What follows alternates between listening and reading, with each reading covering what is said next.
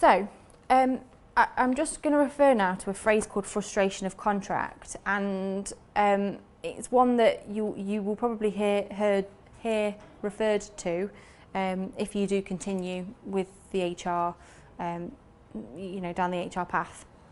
But yeah, frustration of contract is where work just can't be provided.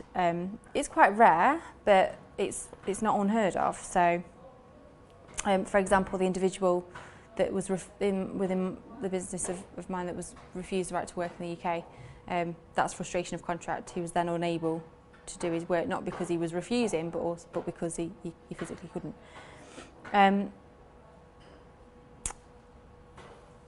Summary dismissal. Could you just have a look at summary dismissal for me? The case, the reason. It isn't advised. It's advised that even if it is gross misconduct, you investigate the situation, unless I'm trying to think, but the only thing I can sort of think of it is assault where substantial injury is caused. I would think that probably would be enough to summarily dismiss somebody or instantly dismiss somebody without any investigation.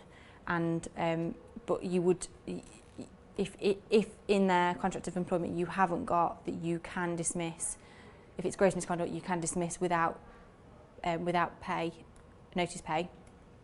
You would still need to pay them notice pay. You still need to pay them whatever notice they're due. But if you've got that clause within the contract, you could dismiss without any notice pay. But as I say, generally best practice would always be where there could be other circumstances to consider or mitigating circumstances to consider. You should always investigate. Because if you were to summarily dismiss and it's felt that you should have investigated, it's an unfair dismissal and you could be liable for quite a substantial claim.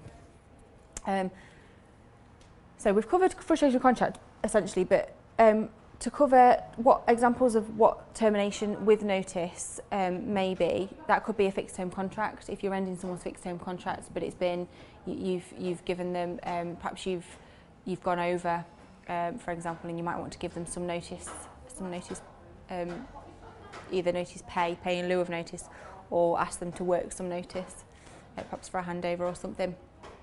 But yes, your termination without notice is summary dismissal or instant dismissal, but be careful because that could be a breach of contract unless the gross misconduct has been investigated fully.